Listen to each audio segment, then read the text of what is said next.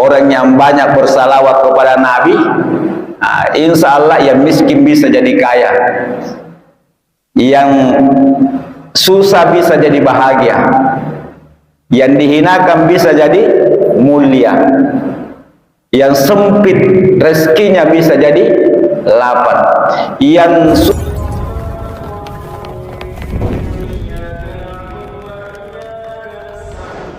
jamaah yang dimuliakan Allah Subhanahu wa taala. Jadi pengajian kita masih lanjutan daripada yang lalu, yaitu keutamaan atau kemuliaan orang yang senantiasa bersalawat kepada Nabi sallallahu alaihi wasallam. Kita bersalawat kepada Nabi itu insya Allah akan diberikan balasan minimal 10 kali lipat. Cuma kan ada yang sampai bisa bermimpi dengan Nabi sebelum meninggal. Ada yang sampai hanya sekian kali bersalawat untuk hajat langsung dikabulkan.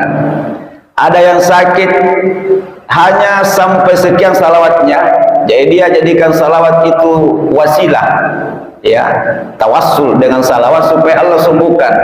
Ya, sebagaimana kita pelajari yang lalu bahwa apapun hajat-hajat kita di dunia ini termasuk di akhirat, ya, kalau diawali dengan salawat kepada Nabi maka semuanya akan diberikan oleh Allah Subhanahu wa taala. Ya, apapun hajat kita di dunia, apapun keinginan kita di dunia, ya, kalau kita minta kepada Allah Subhanahu wa taala dan sebelumnya kita bersalawat kepada Nabi sallallahu alaihi wasallam, maka banyak ulama mengatakan itu dikabulkannya bisa lebih cepat daripada kilat. Ada yang lebih cepat daripada api. Ya, jamaah dimuliakan Allah Subhanahu wa taala. Demikian pula ketika kita menghadapi al-qurub, ya, masalah yang sangat sulit, masalah sulit apapun yang kita hadapi, ya, atau kesedihan apapun yang kita hadapi, atau kesempitan, baik kesempitan dada karena ada masalah, atau kesempitan pekerjaan, atau kesempitan harta, Allah Subhanahu wa taala akan hilangkan seketika dengan jalan bersalawat kepada Nabi sallallahu alaihi wasallam. Nah, oleh sebab itu jamaah dimuliakan Allah Subhanahu wa taala, ya, seperti yang lalu dan di kitab ini, jangan pernah kita berpisah dengan salawat, ya, dalam keadaan sesudah salat misalnya, ya, saat jalan, saat duduk-duduk, saat baring-baring. Nah, itu pasti diberikan balasan oleh Allah Subhanahu wa taala. Namun kalau misalnya ada hajat-hajat tertentu, ada keinginan-keinginan khusus, atau ada masalah kulit yang kita hadapi yang tidak ada kira-kira jalan yang bisa kita lakukan, pokoknya jangan putus asa. Buka jalan yang tertutup itu dengan banyak bersalawat kepada Nabi sallallahu alaihi wasallam. Ya, lalu kan saya sudah berikan catatan ada 12, ya, orang yang banyak bersalawat kepada Nabi, insya Allah yang miskin bisa jadi kaya, yang susah bisa jadi bahagia, yang dihinakan bisa jadi mulia, yang sempit rezekinya bisa jadi lapang, yang susah mendapat pekerjaan akan diberikan pekerjaan. Nah, bahkan Nabi sallallahu alaihi wasallam katakan kalau masalah itu kecil, aulan nasi yaumal qiyamati aksaruhum alayya salatan. Manusia yang paling mulia nanti di hari kemudian, coba, manusia yang paling mulia nanti di hari kemudian adalah manusia yang paling banyak bersalawat kepada aku. Jamaah yang dimuliakan Allah, mumpung kita masih di dunia ini pun kita di dunia tidak tahu sampai kapan. Jadi jangan sia-siakan ini salawat, ya, ya. Aulan nasi yaumal qiyamati aksaruhum alayya salatan. Manusia yang paling utama Kata Nabi sallallahu alaihi wasallam, coba bayangkan Bapak, manusia yang paling istimewa, paling dekat dengan Nabi sallallahu alaihi wasallam nanti di hari kemudian yang paling terbanyak salawatnya kepada aku. Maka jangan heran kalau di kitab-kitab itu ada orang yang mampu bersalawat sampai 100.000 kali satu hari satu malam. 100.000 kali salawatnya satu hari satu malam. Nabi lagi tidak bekerja itu, memang tidak bekerja aja. Karena dengan bersalawat Allah layani apa yang dia inginkan di dunia. Ya, semua dimudahkan oleh Allah, semua dimudahkan oleh Allah. Apa yang dia inginkan hari itu Allah hadirkan. Jadi itu juga sudah menjadi janji Allah dalam Al-Qur'an. Ya, seperti ayat yang saya angkat yang lalu, wa may yattaqillaha yaj'al lahu makhraja. Siapa yang bertakwa kepada Allah Subhanahu wa taala, maka Allah akan memberikan jalan keluar dan diberikan rezeki dari area yang tidak disangka-sangka. Makanya Nabi Muhammad sallallahu alaihi wasallam berkata kepada Abu Sar, "Ya Abu Sar, seandainya manusia mengikuti ayat ini, maka Allah akan cukupkan apa yang dia inginkan." Nah, jamaah dimuliakan Allah Subhanahu wa taala. Nah, itu diantara keistimewaan bersalawat ya kepada Allah Subhanahu wa taala, seperti ayat yang sudah kita baca lalu dari ayat surah Al-Ahzab ayat 56, innallaha wa malaikatahu yusalluna 'alan nabi ya ayyuhallazina amanu sallu alaihi wa sallimu taslima. Kisah tentang salawat ya, ada yang dililit utang itu harus dipenjara besok kalau tidak bayar malam itu. Harus dia lunasi besok, kalau tidak itu pasti dipenjara. Tapi dia bilang, izinkan saya pulang ke keluarga aku dulu, memberikan kabar ini. Bilang apa jaminannya? Jangan sampai mau dilari. Apa dia bilang? Demi Allah dan Rasulnya, saya tidak akan lari, saya akan kembali besok. Karena dia menyebut Allah, dia menjemput Nabi, bahwa bukan Nabiku nanti daerah kalau saya langgar ini janjiku. Jadi pulang ke rumah, itu malam hadirin tidak ada yang dilakukan. Artinya bayangkan kalau besok nih harus lunas, nah berapa dirham? Harus lunas. Pokoknya malam itu tidak ada yang bisa dilakukan. Nah, yang kalau orang-orang tidak punya iman ya, tidak punya akidah, malah itu mungkin tali itu yang bagus, tali dengan racun atau jurang atau jembatan. Ini kan namanya gelap kehidupan, berada di dalam masalah yang sangat pelit, kesulitan yang sangat besar. Pokoknya buntu, otak tidak bisa berpikir lagi. Tapi karena boleh orang beriman, maka malam itu dia perbaiki dirinya, dia pergi berwudu, kemudian dia salah sunat hajat.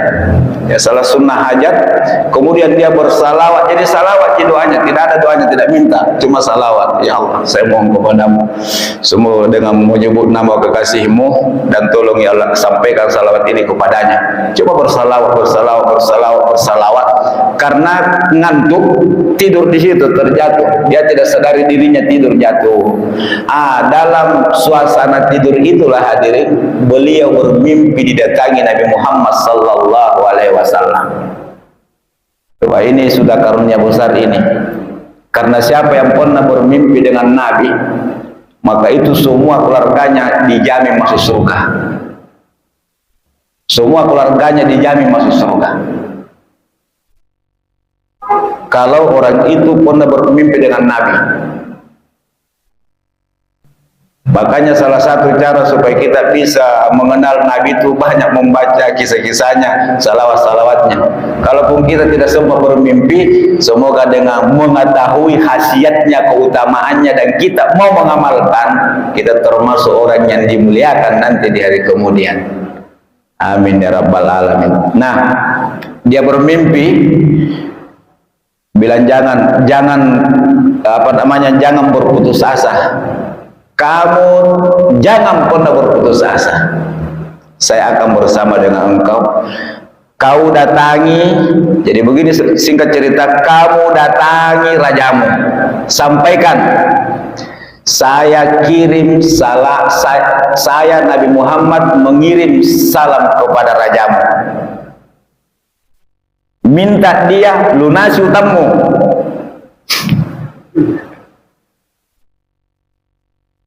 Tidak ada yang berat hadirin.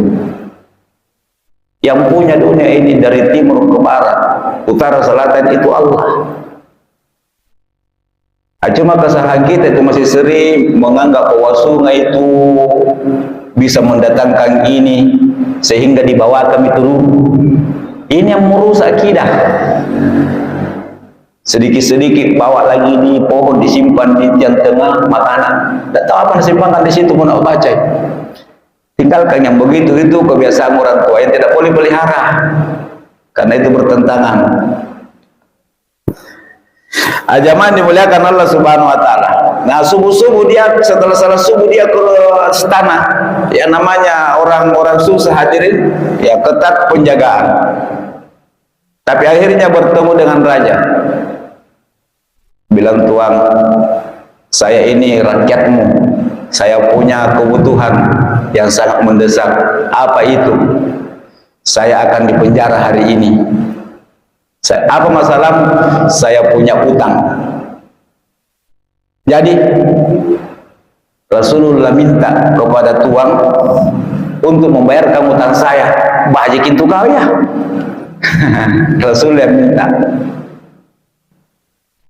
Yang menyuruh saya ke sini juga tuan, itu adalah Nabi. Bohong kamu.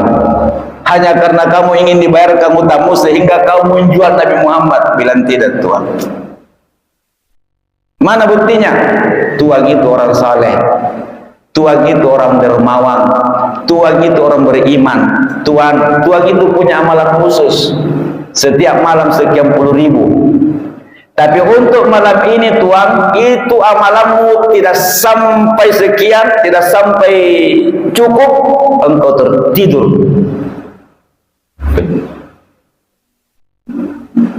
Kenapa dia tahu ini?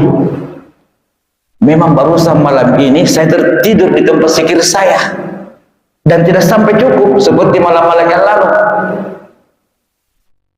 Kalau begitu, apalagi yang dikatakan oleh Nabi? Nabi bukan hanya minta supaya Tuhan membayarkan utang saya, tapi Nabi mengirim salam kepada Tuhan, merinding, menangis, dan sujud syukur. Ini raja Bapak Ibu bertahun-tahun berdoa supaya bisa bermimpi bertemu dengan Nabi. Dan saking gembiranya pagi itu hadirin, Nabi menyampaikan salam kepadanya melalui orang yang punya utang. Maka sebagai tanda syukurnya kepada Allah Subhanahu wa taala, bukan hanya dilunasi utangnya oleh raja, tetapi dikasih hadiah. Kasih hadiah. Ini banyak tersebar ini kisah seperti ini di kitab-kitab salawat. Ya, yang kalau kita baca subhanallah, yang kalau kita amalkan subhanallah, semangat ki. Nah, selesai dikasih uang untuk tutupi hutangnya, kedua untuk ada hadiahnya. Ya, kalau raja kasih ki hadiah apa tidak main-main, mulai emas. Setelah itu beliau